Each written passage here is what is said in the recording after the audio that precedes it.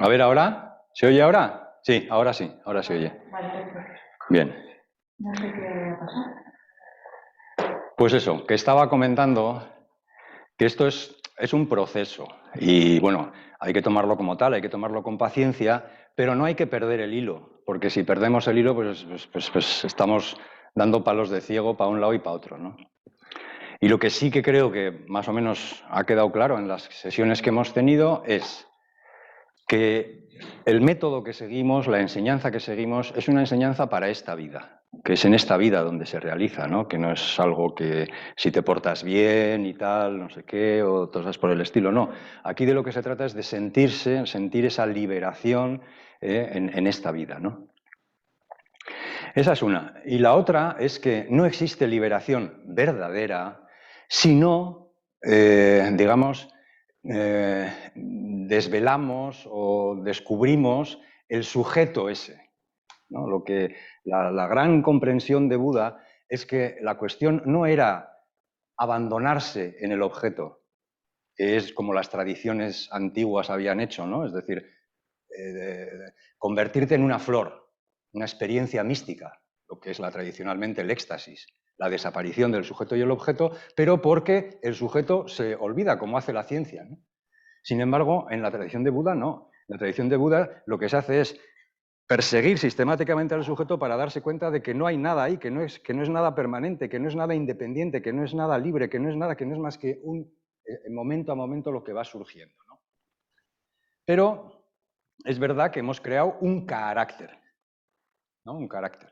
El carácter que viene dado pues, por cosas que nos han precedido, ¿no? Pues todo lo que puede haber sido, yo que sé, genéticamente y luego pues en nuestra propia línea o linaje familiar y eso todavía antes de haber nacido, que ya nos habían puesto un nombre y nos habían considerado seguramente de una manera determinada o habían esperado algo de nosotros, sino luego también en todo lo que es el proceso de formación, ¿no? de la biografía de cada uno, ¿no? En lo cual, pues claro, los primeros años son fundamentales, ¿no? Porque es dar forma a algo que en principio no la tiene, ¿no? Entonces, claro, se trata entonces eso, ¿no? De ir desvelando ese sujeto y comprendiendo que no es más que eso, ¿no? Más que un cúmulo de reacciones que se van dando momento a momento en el asunto, ¿no? Bien. Entonces, bueno, vamos a usar una tipología, porque es una tipología muy interesante, ¿no? Esta de Jung, aunque ya veremos que hasta cierto punto es incompleta, porque luego, metiendo el asunto de la tradición del Buda, esto no diría que se complica, pero sí que resulta más comprometido, ¿no? Pero mientras tanto vamos a jugar y jugamos en eso, cuando nos sentamos, jugamos a ver qué hace el sujeto, ¿no? Luego cuando nos sentemos nos vamos centrando primero con el ejercicio que nos va a hacer Enrique, después con la sentada, pues eso sí, ¿no? Nos vamos trayendo al aquí y ahora, precisamente para que el sujeto pueda ser visible, porque si no el sujeto es invisible, el sujeto va pegado ¿no? a la actividad de tal manera que ya pues tenemos todo mecanizado y no hay... Pero cuando nos sentamos ahí, vamos poco a poco, ¿no? Como asentando, y es cuando podemos ver al sujeto, podemos ver qué hace el sujeto. O sea que nuestro objetivo en la meditación es llegar a ese punto, que es el punto del vipassana, en el que puedo observar qué está haciendo el sujeto. Primero tengo que prepararme, tengo que crear unas condiciones para que eso pueda ser así. ¿Qué es lo que hacemos? Pues cada uno a su manera, con la atención a una parte del cuerpo, a la respiración o lo que sea, ¿no? Centrarse, tal, no sé qué. Pero bueno, luego empezamos a observar. Empezamos a observar y entonces lo que ahora se propone es observar cómo es eso que llamamos el tipo psicológico, ¿no?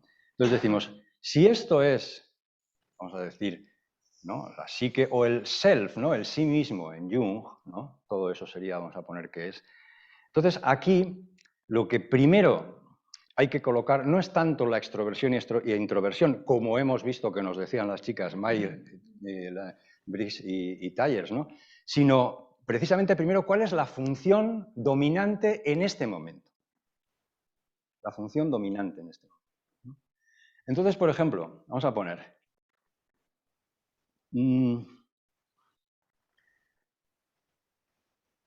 voy a poner, ¿no? Por ejemplo, voy a hacer la mía, ¿no?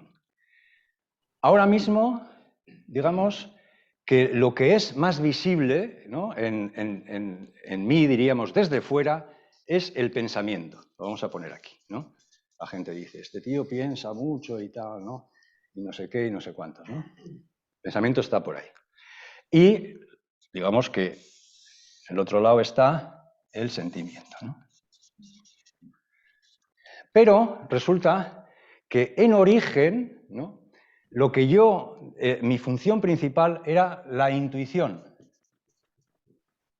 ¿no? Y lo que quedaba debajo como cuarta era la percepción,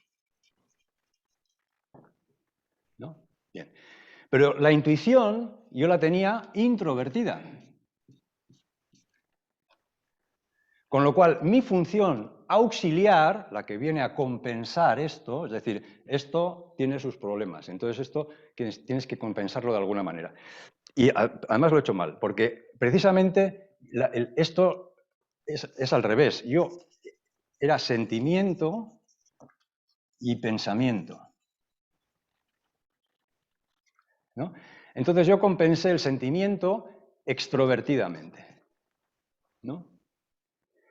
Y entonces, esta queda de función primaria y esta queda de función auxiliar. Luego, el trabajo psicológico, lo que he hecho a lo largo de los años, ha llevado a que haya desarrollado el pensamiento, que estaba infradesarrollado. Yo era una persona superficial, muy superficial. A mí lo que me gusta es las tonterías. Yo siempre he dicho, soy un pijo, de naturaleza pijo. Pero bueno, luego las circunstancias de la vida me han llevado a ser de otra manera. Y he tenido que compensarlo desarrollando pues, la reflexión, el estudio, el pensamiento, etcétera, etcétera, ¿no? Y gracias a la meditación estoy desarrollando la percepción. Con lo cual, esto se ha ido equilibrando de una manera, ¿no?, en la que diríamos, esto es lo que en principio era la persona y esto era lo que era la sombra. Pero resulta que el trabajo lo que ha hecho ha sido darle la vuelta. En la segunda mitad de la vida, todo esto ha ido compensándose de tal manera en la que ahora lo que era la sombra es lo que la gente ve. Esto es lo que propongo que observéis. Que observéis cada uno lo que surge ahora. Eso ya te llevará a pensar, pero esto no era así, ¿no?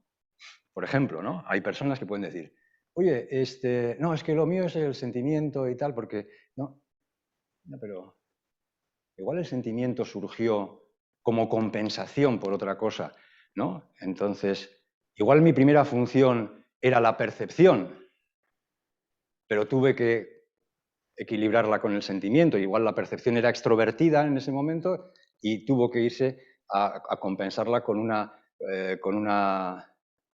un sentimiento introvertido. Con lo cual, lo que queda, las otras quedaban en la sombra. Y el trabajo a lo largo de los años ha ido como cambiando, ha ido elaborando todo eso, como decíamos, la psique ha ido buscando equilibrios y ha desarrollado un equilibrio.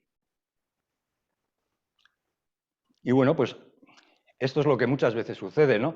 Y la historia de mi vida es la historia de que para unos soy un coco sin corazón y para otros soy un happy birthday to you, flores y tal, ¿no? Y así ha sido. ¿Por qué? Porque cada uno te mira desde su lado, ¿no? Entonces, claro, yo en la universidad decían, este tío, pero ¿de qué va, no? Mucho más la intuición, el no sé qué, las posibilidades, ver posibilidades. Hay gente que no ve posibilidades en las cosas. No ve posibilidades porque dice, esto es así, no le sacas.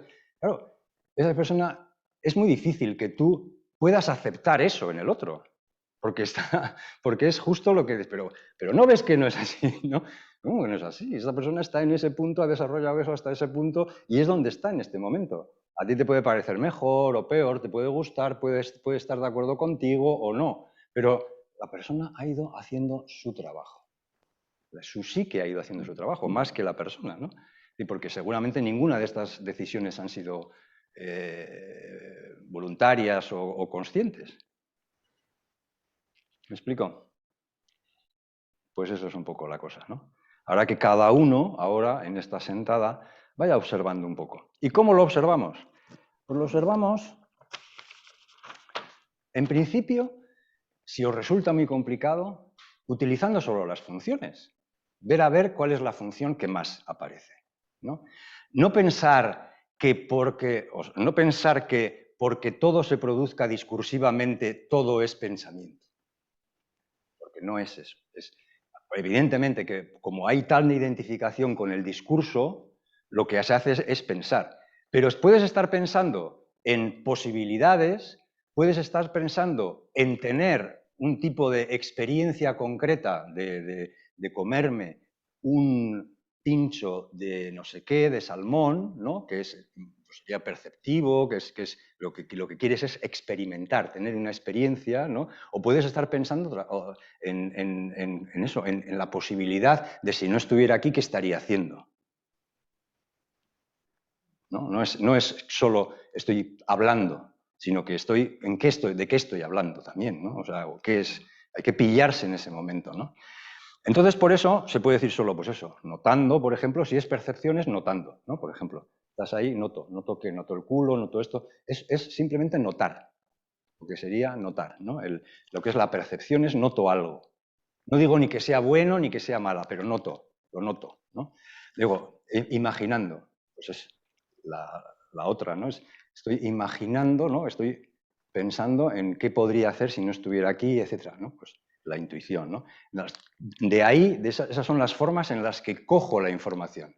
Cojo la información, la intuición, por ejemplo, hay que pensar que la intuición es básicamente sankaras, es decir, patrones de reacción que funcionan sin pasar por lo cognitivo.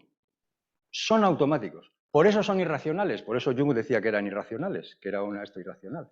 Pero es que simplemente son mecánicos. Ahora, claro, si esos patrones están muy bien hechos, están bien estructurados, efectivamente eso te da unas posibilidades maravillosas, ¿no? Porque te adelantas a la realidad, hasta llegar, por ejemplo, como pone ahí, a la adivinación. Antes de que digas lo que vas a decir, ya sé lo que vas a decir. ¿Por qué? Porque tengo una experiencia, he escuchado a personas, tal, no sé qué, no sé cuántos. Esa es la intuición, ¿no? Pero son sankaras, ¿no? ¿Y cómo elaboro esa información? La recibo a través de los sentidos o a través de esos sankaras, que es el conocimiento acumulado sobre los seres humanos que no lo tengo que pensar, que sale como tal. Pues lo hago o pensando, ¿no? Elaboro pensando. No. Pensando no quiere decir que esté, sino que estoy pensando de verdad, por decirlo de alguna manera. Estoy pensando para solucionar un problema, no pensando por pensar, ¿no? Sino para solucionar un problema. Eso es pensando. Y si no, estoy sintiendo, estoy experimentando, ay, qué horrible es envejecer, ¿no? ¿Por qué tenemos que envejecer? Sería tan estupendo que no envejeciésemos y no sé qué, no sé cuántos, ¿no? Estás metido en un sentimiento que, bueno, pues hay algún tipo de gozo, algún tipo de cosa que dices, bueno, pues es que estar en el sentimiento a mí, no sé, le saco como un regustillo, ¿no? Y bueno, pues hasta que no te des cuenta que es irracional, que no te conduce a nada interesante más que a estar en un momento de depresión o de malestar, etcétera, que igual lo disfrutas, porque la melancolía ha sido una de las inspiraciones básicas de los artistas de todos los tiempos, ¿no? Pero bueno, pues puedes comprender también eso y puedes aprender a equilibrarlo de una manera, ¿no? Entonces, aunque solo sea con esas cuatro, pero si queréis ir un poco más allá, pues entonces tenéis dentro del cuadro que hemos colgado, pues tenéis que estoy buscando. Lo que sería más evidente sería lo que es la persona, el aspecto de la persona. ¿Qué estoy buscando? Organizando, entreteniendo, imaginando, preparando, nombrando, empatizando, juzgando. Serían de cada uno de los 8 tipos la actividad principal que se puede observar. Pero esa actividad es esa, es la que, como si tú estuvieses observando a otra persona, que es lo que en principio puedes hacer. Pero luego eso te va a llevar a comprender lo que hay como de elemento fundamental, lo que más te importa al yo. El yo no es lo que enseñamos a los demás, ya lo decíamos el otro día. El yo es lo que va por dentro. Luego tú enseñas lo que te parece conveniente en cada momento de ese yo, ¿no? Entonces, eso va profundizándose y entonces está la segunda columna, ¿no? Y luego sería la parte más elaborada, más madura, que sería la del sí mismo. Entonces, ese es un poco el trabajo, ¿no? Es un juego, no hay nada que entender. Bueno, pues participar, no hay que hacerlo bien, no hay que hacer nada, es estar atento a lo que está pasando y de vez en cuando decir, estoy haciendo esto, fíjate, qué curioso este tío, ¿no? Mira, y ahora hace esto. Si no hace falta más, es meterse, porque es meter ahí el morro, meter el morro en la corriente, meter el morro, darte cuenta de lo que está haciendo el sujeto, en vez de estar identificado con el sujeto y creerte lo que está haciendo el sujeto. Mira, está haciendo esto, fíjate qué curioso, qué salado. No, sin más, porque no hay nada que rechazar, no hay nada que bueno, es conocer un poco de qué va esto, ¿no? O sea, nada más. Ese es el juego. Pues empezamos con Bones.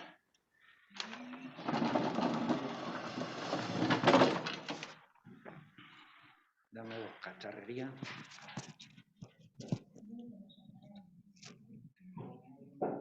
Gracias.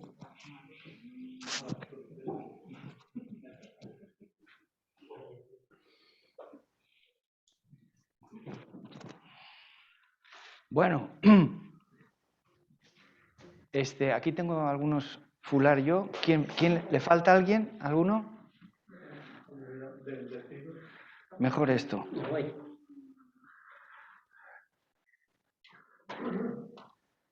Vaya, genial. Bueno, entonces, pero primero, primero antes de utilizar el fular, dejarlo al lado. Es verdad. ¿Me puedes subir un poquito?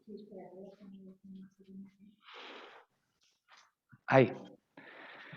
Bien, entonces lo primero de todo, vamos a sentir el cuerpo, la planta de los pies, cómo está asentada, cómo es la huella de vuestros pies,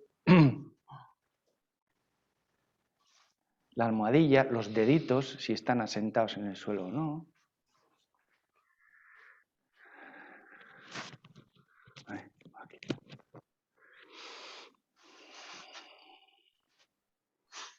Bien, ¿cómo están vuestras piernas, las rodillas siempre desbloqueadas un pelín? ¿Cómo están vuestras manos con respecto a los trocánter, con respecto a las caderas? ¿Están adelantadas? Normalmente están un poco adelantadas. ¿Cómo está vuestra pelvis? ¿Cómo sentís la curva lumbar? Vuestra espalda, subís, la sentís. Y si hubiera un hilo desde la coronilla hasta el coxis, ¿cómo está y a dónde va el suelo? Si va más atrás de los talones, entre los talones o más adelante de los talones, esa línea imaginaria.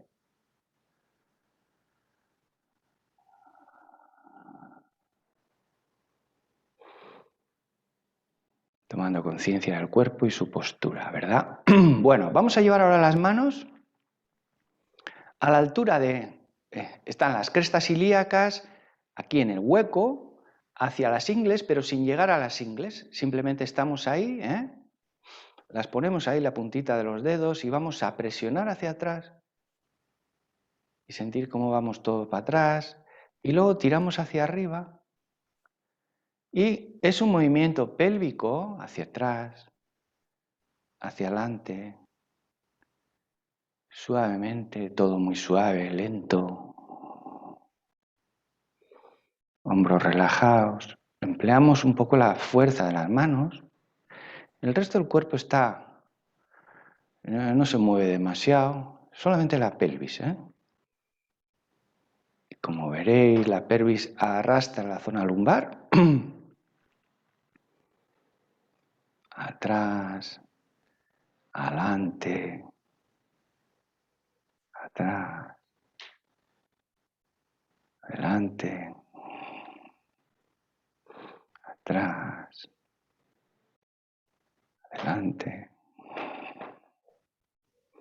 atrás y abajo, adelante y arriba.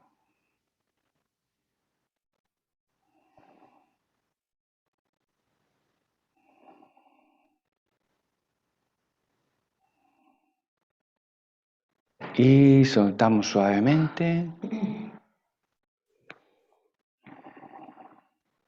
Observar cómo tenéis la pelvis ahora, si ha habido algún cambio. Observar vuestras manos también, si están donde antes, colgando.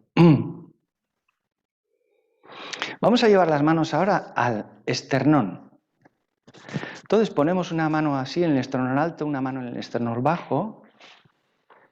Y vamos a movilizar de tal manera que empujamos con las manitas hacia arriba y sube la mirada hacia el techo. Soltamos hacia abajo, tiramos hacia abajo y la mirada va hacia abajo. Movemos el esternón con las manos. ¿Y qué es lo que arrastra? Arrastra la cabeza. Siempre al exhalar, procurar sin doblar demasiado la cabeza hacia atrás para no colapsar las cervicales. Subimos. Bajamos. Pero se mueve. ¿Mm? Se mueve el esternón. Sí, el esternón, la piel, claro, pero el esternón también, ¿eh?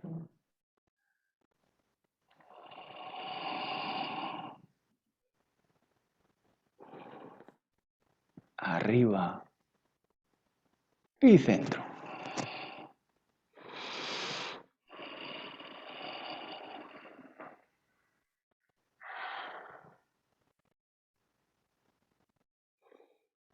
Muy bien, observamos la postura por un momento y vamos a llevar ahora las manos a la zona del occipital. Entonces, vamos a mover esta vez la zona cervical. Con las manos empujamos la cabeza hacia abajo y movemos la cabeza hacia arriba. Son las manos las que movilizan la cabeza.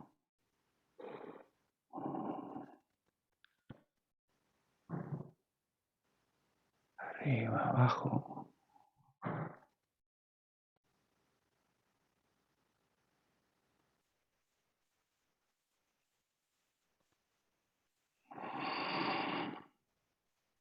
Hombros relajados.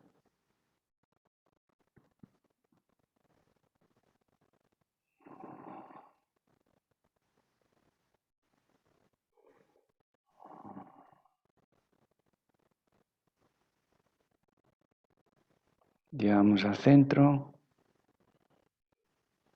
y bajamos las manos.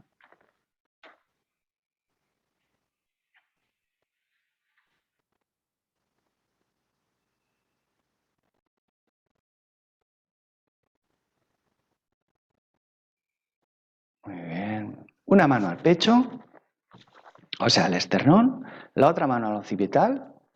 Vamos a combinar, subimos y con la otra mano subimos la cabeza hacia arriba. Hombros relajados. Bajamos.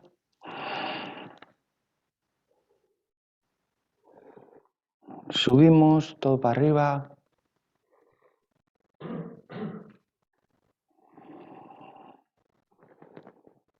Observamos lo que hace la pelvis cuando hacemos este movimiento.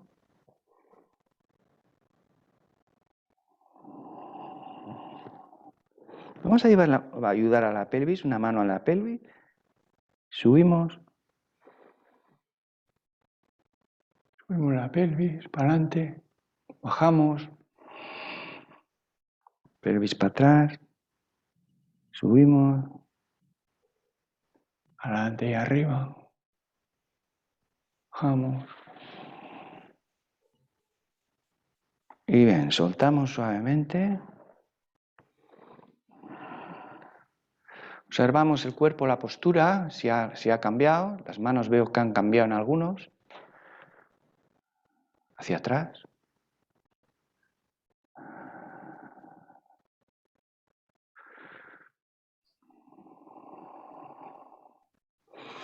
Cogemos la tela. Vamos a hacer un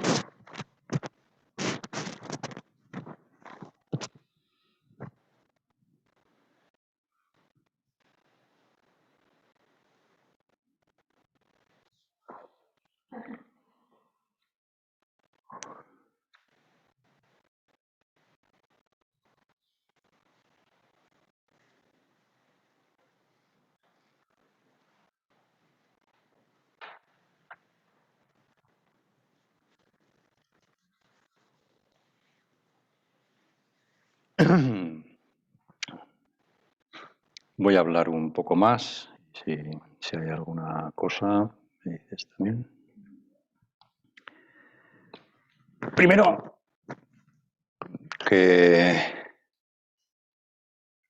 como veis, esto no es, o sea, estamos acostumbrados seguramente a hacer ese tipo de extraescolares en las que tú vas a un sitio y te dicen, a ver, colorea esto, ¿no?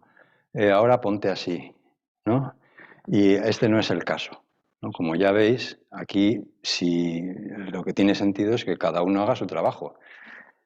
Aunque al principio nos sintamos pues, niños, porque cuando uno empieza a hacer una actividad que desconoce, pues se siente muy niño, se siente como desvalido, que no sabe, con todos esos miedos y todas esas cosas, ¿no? Pero es así, ¿no? Y luego, que tampoco hay una verdad estable, como hemos dicho, que se pueda transmitir a través de las palabras, porque es algo que es una experiencia, ¿no?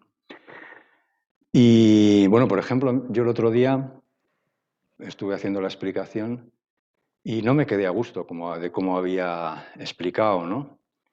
Y bueno, como resulta que tenía que estar haciendo una formación en Barcelona, pero el grupo no ha salido porque está difícil que salgan los grupos, pues el tema me dio vueltas y estuve reflexionando sobre él y, y un cierto cebollazo, ¿no? Porque me metí en el tema de la Abhidharma y tal, y es muy complejo, ¿no? Es realmente complejo.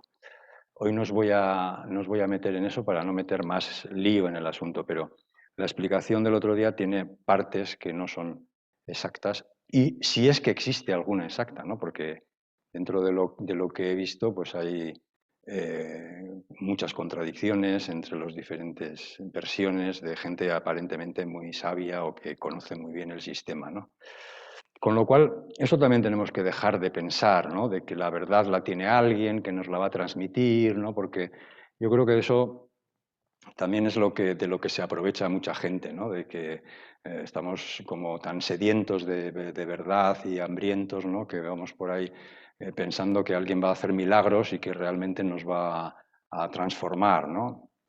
Y cuando la transformación no depende del otro. Nadie puede hacer algo por ti que no puede, que lo tiene que dejar es hacer tú.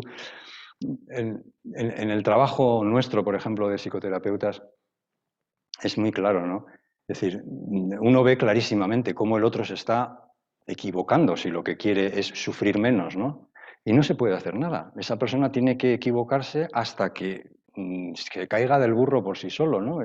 Y por mucho que tú lo intentes, o sea, no te puedes empeñar, no puedes ponerte a gritarle y a decirle, pero no te das cuenta, tonto lava, estás metiendo la pata, ¿no? No puede ser, ¿no?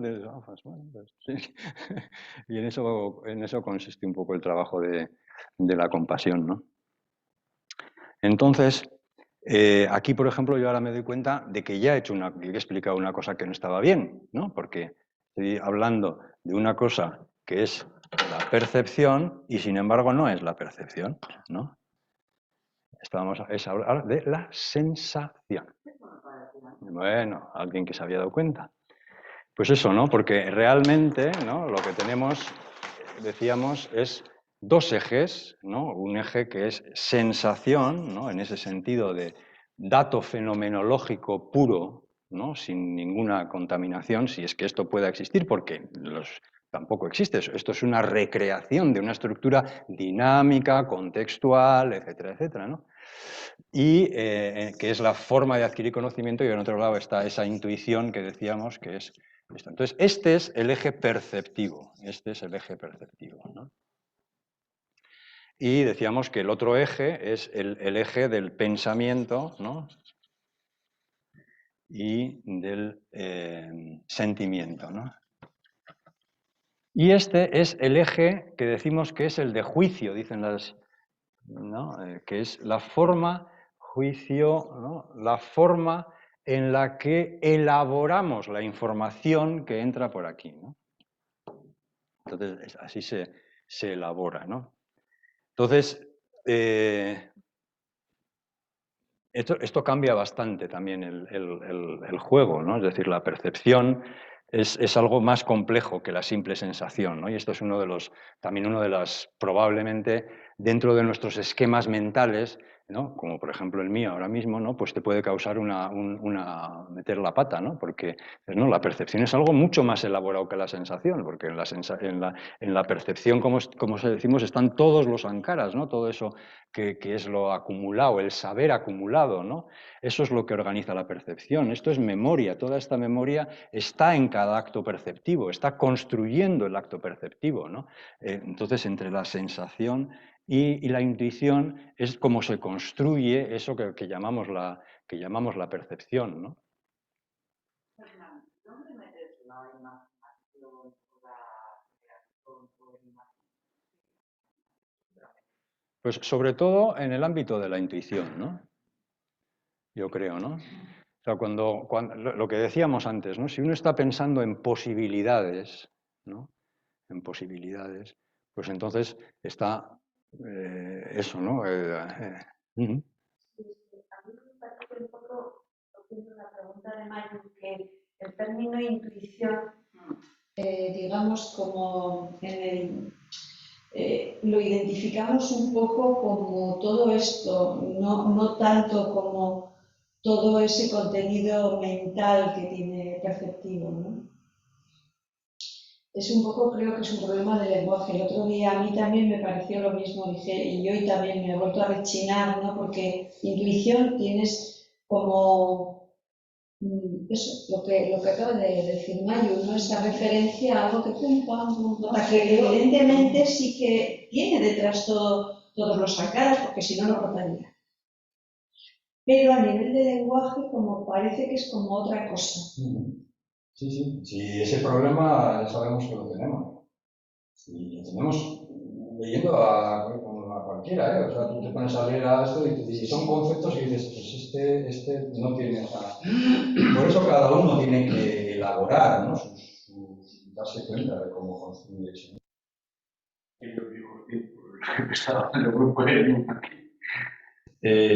Lo que más me llamó la atención de esto es de las sensaciones y de la intuición es como dice Jung, la irracionalidad. A mí eso me parece importante para entender la irracionalidad. Yo, por ejemplo, descubrí la eutonía en una biblioteca leyendo un libro de eutonía y ponía haga usted este ejercicio. Y a mí me invadió aquello. Y dije, madre mía, no me he metido, ¿no? Eso es irracionalidad. Algo que te llega y tú no eres capaz de controlar o de decir esto me pasa porque está. Para mí eso es importante, el tema de la irracionalidad. Muy importante. Bueno, Luis hace referencia, para los que no sabéis y los que estáis también en casa, a que hace tantísimos años aquí tuvimos un grupo de estudio de la obra de Jung y entonces trabajamos mucho también con estos temas. Y, por ejemplo, Jung tiene una técnica que es súper interesante y que nosotros en entonces practicamos y trajimos gente con la que practicamos aquello, el ejercicio del garabato, no sé si te acuerdas, Mayu y aquello, ¿no? Entonces, es la imaginación activa, ¿te acordáis, no? La imaginación activa consiste precisamente en convocar al inconsciente y dejar que se manifieste, ¿no?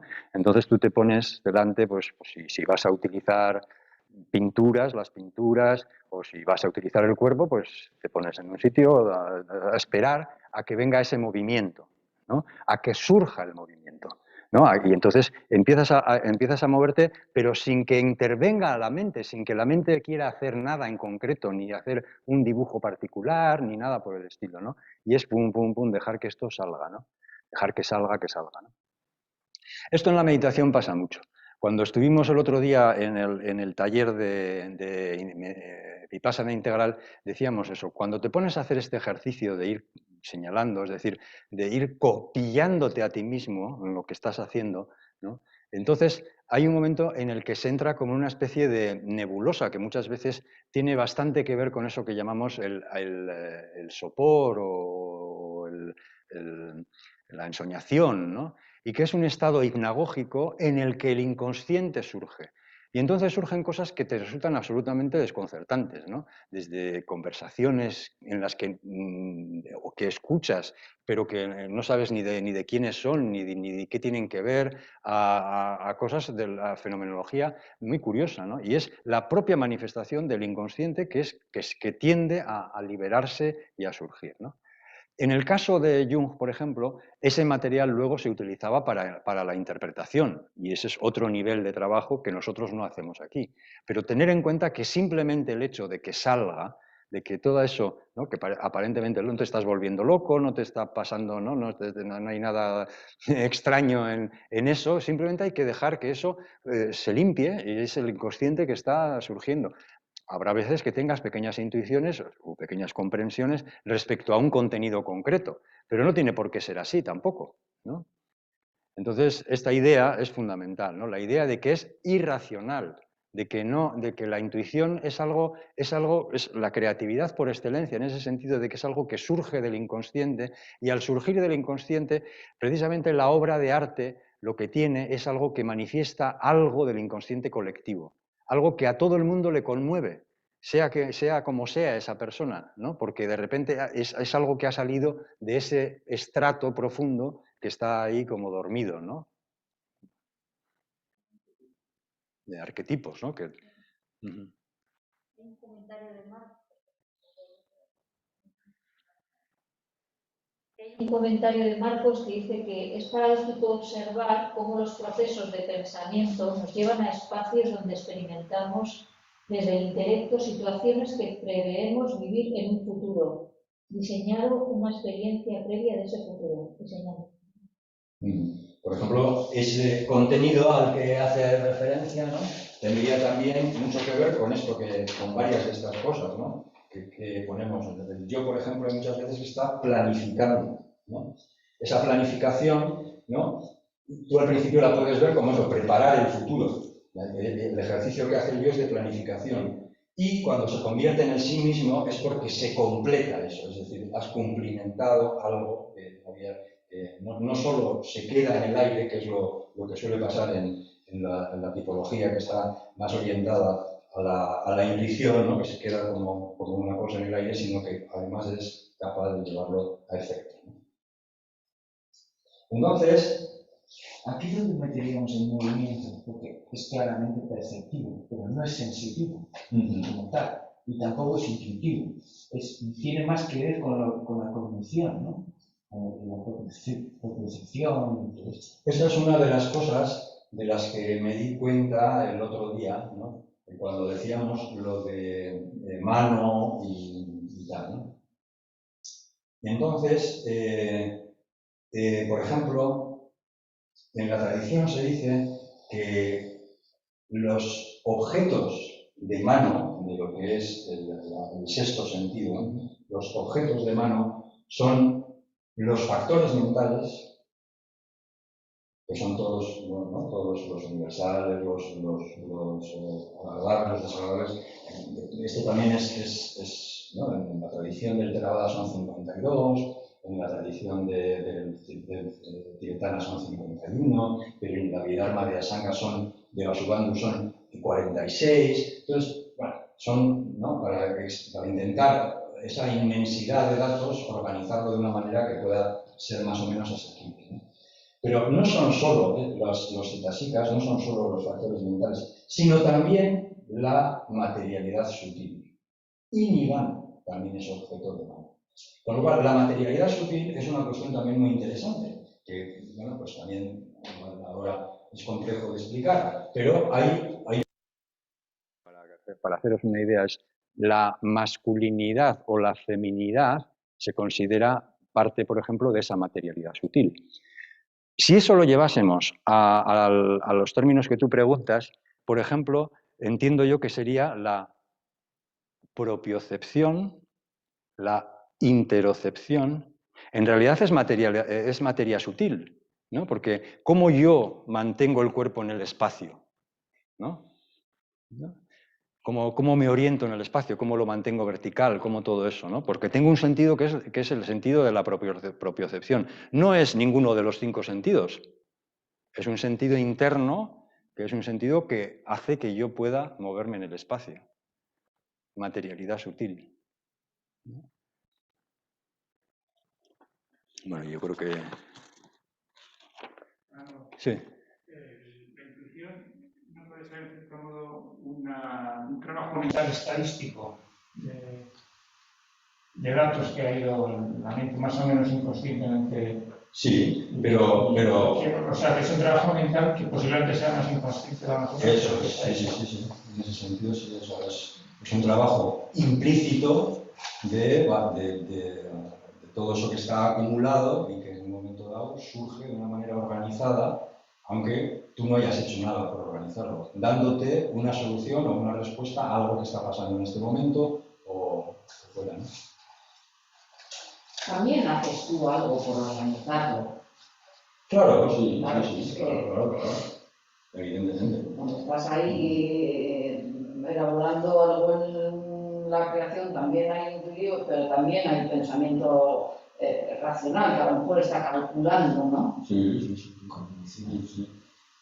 Lo que decimos es, tú estás en la meditación y en un momento dado lo que puedes identificar o determinar es, ahora hay una preponderancia del sentimiento.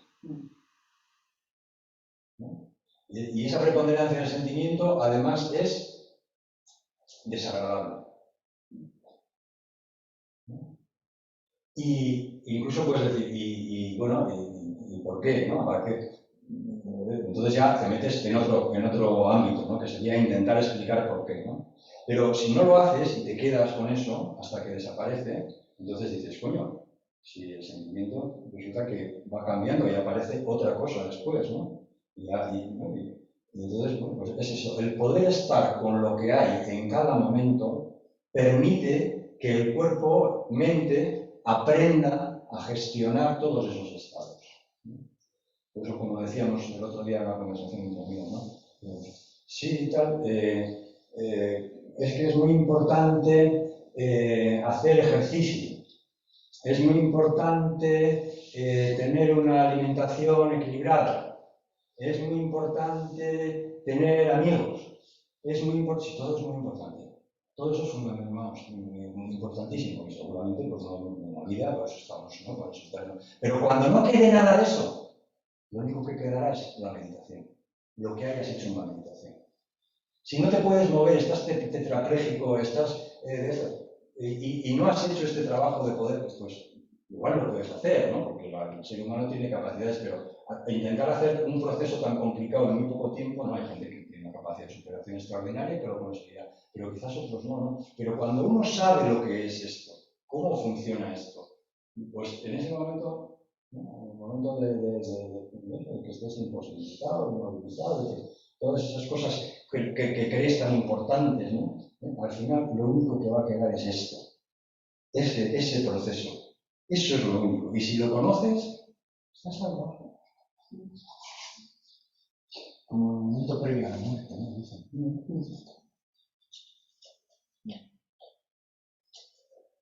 Bueno, pues lo vamos a dejar ahí.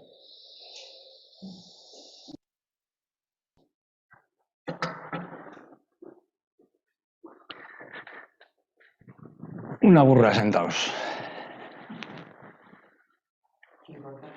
Sin contacto. Como las tarjetas.